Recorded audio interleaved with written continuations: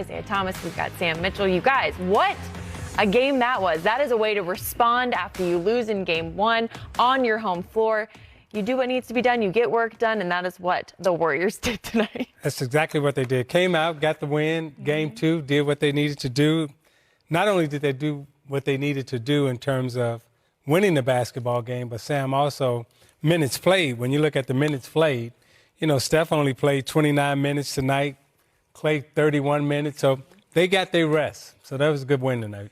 Yeah, if you're the Lakers, you Darvin Ham, you're happy you got the split, but you got to be concerned. This lineup change that Steve Kerr inserted tonight with JaMychal Green, they crushed the Lakers on the glass, 55-40.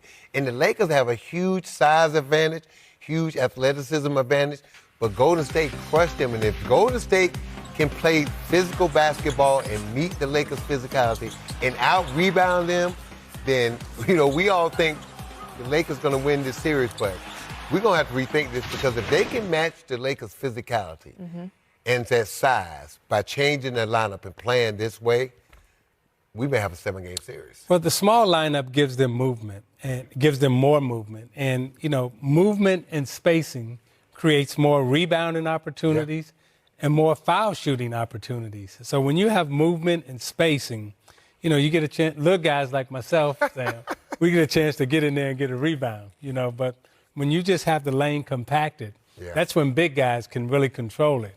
But when you have all that movement going around and then you have spacing along with it, little guys can shoot in there, get rebounds, and take advantage of the bigger. I don't think the Lakers could play at this pace. Both of these teams shot about 95, 96 shots. That's a lot of shots in the NBA game, especially a playoff game. And I think Darvin Ham's going to have to go back and say, okay, we got a little drunk off game one. You're not going to look, and I say the same thing about Boston last year. You're not going to outshoot Golden State. You may do it one game here and there, but over the course of a series, you're going to have to slow this game down, play inside-out basketball, because you're not going to out-quick them, outrun them, outshoot them. So the Lakers going to have to go back, hit the reset button, and then think about how they want to attack this team. Golden State figured things out tonight. They made 21 threes in game one, but that wasn't working for them because it was all free throws. It was all paint points for the Lakers in that first game. Tonight, the Warriors, once again, 21 made threes. But like you said, they were just more physical. They played with pace, and those were big difference makers. You see, they were able to even out free throws, points in the paint, and that was the difference maker tonight. Because when you, like you said, Sam, when you're making shots like Golden State does, making threes like they do, they're hard to beat when they combine all of that together. Yeah, the physical part of the game is getting to the free throw line. Zeke, tell you, the team that gets to the free throw line has always got a huge advantage, because also the other team, they're in foul trouble. So that means your starters can't be as aggressive. Every foul, the team is getting rewarded by going to the free throw line. So it really upsets how physical you want to play, how aggressive you want to play. And it kind of got the Lakers on their heel early. And if Klay Thompson, Steph, if they can do this and play this style of basketball, and Draymond Green and others looking to score, again, the Lakers got their hands full, because Anthony Davis reverted back to the Anthony Davis that we don't want to see the way he played tonight. Yeah, I mean, when you talk about movement, speed, quickness, that negates size. And, you know, trust me when I say this, right? If you they couldn't hit your little fella. If you got speed and quickness, that negates size. And what you saw with Golden State tonight, they have speed, they have quickness, and therefore they was able to spread the floor. And you saw they were able to get better shots. And, you know, the Lakers couldn't keep up with them to exert their physicality. So, you know, you look at Golden State, that ball was moving, it was passing around, and the lane was wide open, and they really couldn't get close enough to him to catch him. Wide open shots, layups, dunks, everything you wanted because of that speed, that small lineup in the shooting. Before tonight's game, though, guys, we were talking about if you've got a LeBron James and you've got Anthony Davis doing what he did in game one, they are hard to stop. But that has been the problem with AD that we've seen before, just the inconsistency.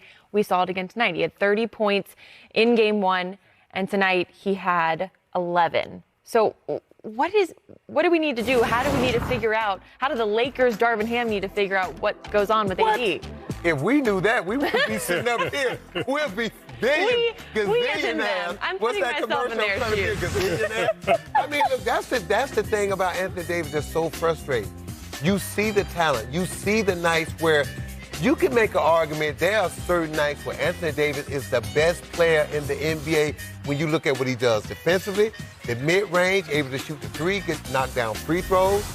But then there are nights like this to where if he doesn't get out to a quick start, he just disappears, and they can't have that. Again, when All the post-game sound. The series is all tied up at 1 apiece. The Warriors roll in game number 2. Golden State hits 21 threes for 50%. They made the adjustments. AD and the Lakers struggled, and the onslaught guys came really in the middle quarters. Remember, the Lakers were up 33-26 after the first quarter.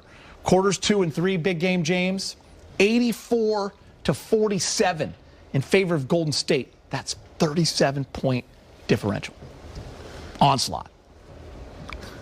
Keyword. It's onslaught.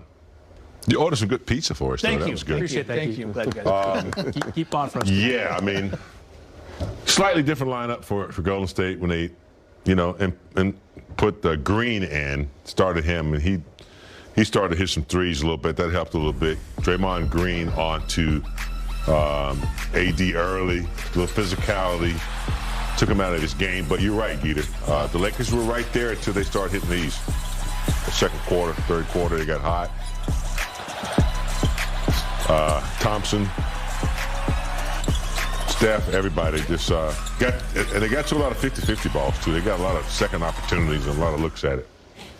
To me, the biggest key was Steph. Steph being a willing passer. And they put Steph into the point guard position at the second half of last game, and I think they found something with that. He's willing to, penetrate, because people forget Steph Curry is one of the best ball handlers in the game. So he's really elusive with the ball. He can get through, and then he's a really good passer. He was finding Draymond. And what I thought was different in last game is all those bigs were going downhill attacking. Draymond got a lot of points in the paint. Steph was willing to look for him. And then when he did collapse, they kicked it out. And guys like JaMychal Green, who ain't played in 20 years, knocking down threes. So what they got to find out, it's a lot of little mistakes that they did, that the Lakers did, they can figure out, because on that rotation, nobody moved. They stayed put. Just go. And the guy who rotates to the corner. It's little things, but I think it's a lot of little things, like I said, that they can figure out, and they'll be better game 3. We're all watching the game together. It was a different team defensively, as Rob pointed out multiple times. Weak side defense really struggled. And a big difference, Brez, Lakers getting into the paint. I mean, remember, game 1, only 28 paint points, 6 free throw attempts. Different story, 48 paint points for the Warriors tonight, getting a lot of rim runs, a lot of layups. Yeah, I mean, the good news for the Lakers, big picture, they got the split on the road. The bad news is the way they lost tonight. I felt like the Golden State offense woke up. They had 34 assists through 3 quarters. That's amazing right there. Like you said, Geet, a lot of easier paint points for them tonight. Didn't jack up quite as many threes as they did in that game 1. Steph, the facilitator, like you said, Rob, and we had our first Klay Thompson game of the series. He finished with 30, barely played in the fourth quarter, if at all. So I think the Lakers can be happy. They got 1 of 2. They need to complete the template, what they did in the first round against Memphis. They split the first 2, then they took 3 and 4 here in LA. Lakers got to make sure they capture those 2 games. But definitely not as much fire tonight from them, not as much intensity. And LeBron, good first half, but a little quiet in that third quarter. Yeah, you can see the differential right there. The Lakers came out in that first quarter, built up a 7-point lead, 33-26. They look good on both ends of the floor, but you see what happened right there in the second and third quarter, all Warriors. I do want to talk about Klay Thompson. Brez mentioned him. It was definitely a Klay game. Unlike his Warrior teammates, a lot of his threes were contested with a hand in his face. He's coming off of pin downs. He's coming off of double screens, solo screens. He's coming off of dribble handoffs, and he is hitting threes, James, at such a rapid pace.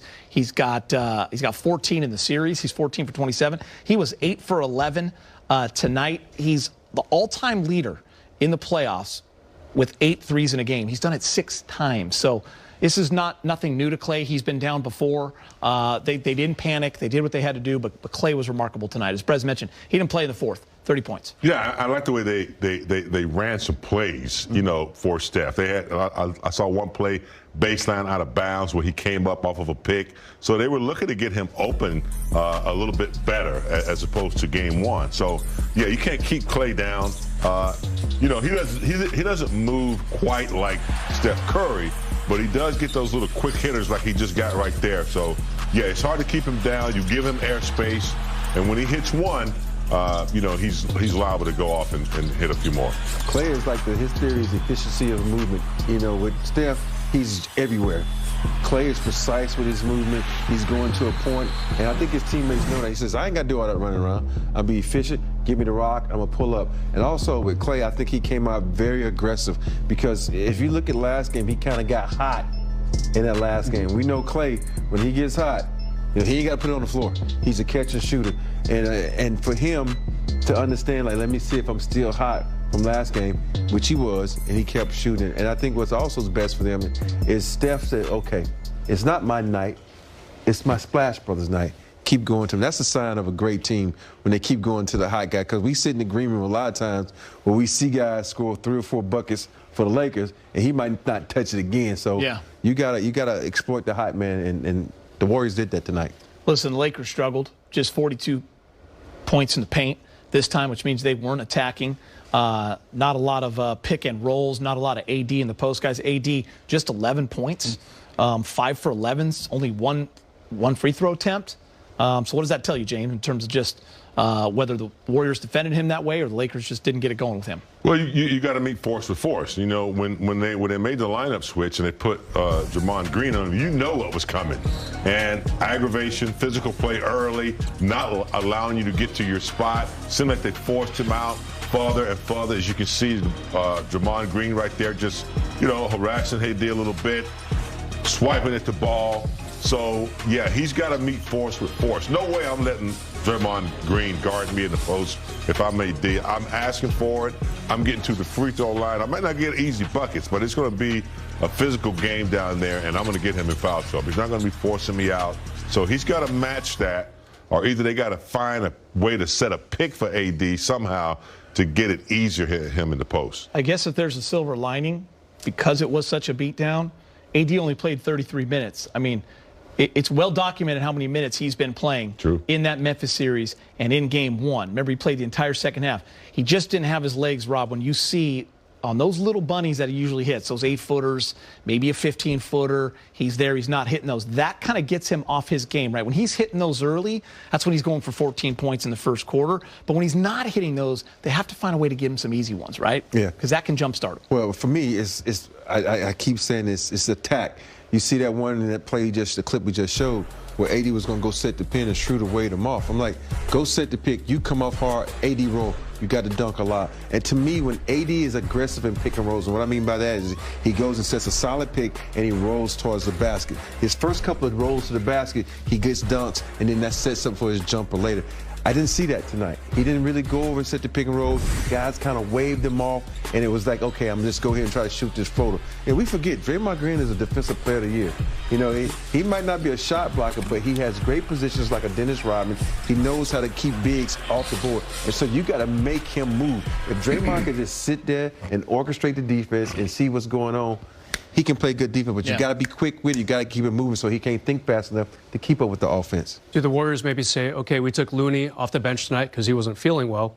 Do they stick with the same lineup? You know, coaches hate to change lineups after a win, especially one as convincing as this.